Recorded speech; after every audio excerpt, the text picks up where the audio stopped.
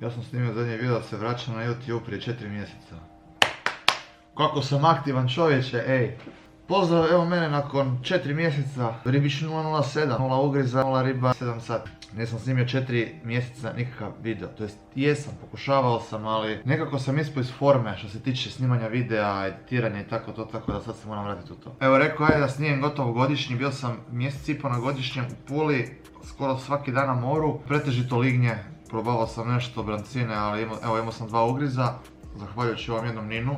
Upoznao ga preko TikToka, na kraju se skužilo da se moj njegov stari znaju i onda smo otišli na more. Dečko mi je pokazao kako spinati brancine na gumice, na silikonce, wow, zanimljivo. Na brzinu šta je bilo na godišnjem, kako je bilo, da li je bilo šta ulova, bilo je nešto ulova, bilo je par lignji sa obale, par lignji sa barke, sa obale ono klasični egging je bio, sa barke tataki. Preko tatakija, i to prvi put da sam ikada išao na barku na lignje, to jest na lignje sa barkom na tataki i pokazao mi je friend kako to funkcionira. I ja tu, on pored mene, on diže ništa, ja digo 3 ili 4 komada. Doslovno smo bili ono jedan pored drugog, tako da čista sreća. Biće da su mi se potrefile dobre boje na puščicama. Šta je još bilo? On je nakon toga dignuo jednu lignju sa panulom kad smo išli za nazad i to je to sve u svemu. Još sam 2 frenda i frendicu navukao na to, pokazuo im kako se to radi. Došli su sa mnom, digli svako po lignju, navukli se i eto, uspješno odrađen godišnji. Otišao sam gore, pokazao par njih kako se love lignje, ekipa ulovila lignje, ja nisam ulovio lignju. Neki su kupili dozvole, neki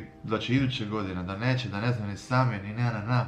Ja ću sada u ovom videu vama pokazati svoja 3 štapa koja imam. U narednim videima ćemo proći svaki štap zasebno, šta imam na svakom štapu, šta koji za šta koristim i tako to. Da ne bude ovaj video predugi, ne znam tko će gledati ovdje. Ne ovako je neko pogledao do ovdje, nego neka nam piše u komentarima lignja. Idemo štapove, brzinski prođemo štapove i onda se pozdravljamo do idućeg videa. Evo ga prvi štap koji ću vam pokazati i uostalom prvi štap koji sam si kupio. Radi se o ovom štapu, Mitchell, kako god, ispravite me šta je točno kako se čita. Štap od 1,80 m, navodno je odličan za početnike, za lovit lignje, lagan, prelagan, znači ne umoriš se dok bacaš, možeš bacati cijeli dan i nećeš se umoriti. Uglavnom to je prvi štap koji sam si kupio, oko 70 eura. Idući video će biti o njemu i imat ćete link gdje sam ga kupio. Ok štap. Da, by the way, ja mislim da ja nisam, jesam, jednu lignju sam ja dignuo sa ovim štapom, a ostalo ništa. I kome god da dam da proba štap, da vidi koliko je lagan i kako je dobar, odmah digne lignju. Nije mi suđen štap. Drugi štap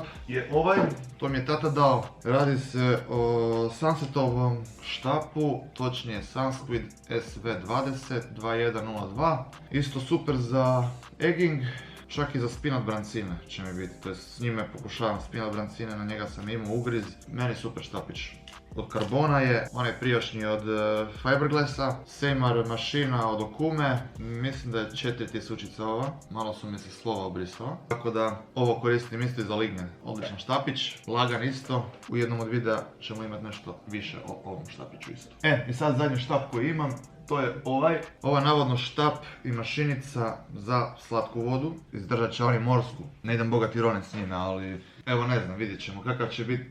Tata mi ga isto tako dao, trebalo mi je ovako neki jači štap koji ima jaču snagu za zabaciti težu varalicu. Ja sam si kupio varalicu od 60 grama ja mislim. I ona bi trebala biti odlična za strijelke, barakude i tako te ribe. I to bi sve lovio sa obale, tako da mi treba i duži štap i jači štap. Tako da to bi trebalo biti ok štap za početak, dok eto ne riješim neki morski štap, malo bolji, neki lakši možda. Ovo je dosta težak štap i treba cijelo vrijeme ući sa njime, tako da. I mašinica isto neka Conger, kad je skroz stegnuta, ja je mogu na ruku okretati. Tako da ne znam, treba testirati. Treba vidjeti, sve ćemo vidjeti. Vidjet ćemo kako će biti, šta će biti. Tako da ljudi moji, to im je to od moja 3 štapa. Da ne duljim ovaj video, vidimo se u idućem videu, vrlo vjerovatno će biti video o prvom štapu. O prvom setu za lov lignji, sipa i tako to. Tako da vidimo se u idućem videu. Zaboravite se pretplatiti, lajkati, ostavite komentar. Bistro, Rogi, pozdrav.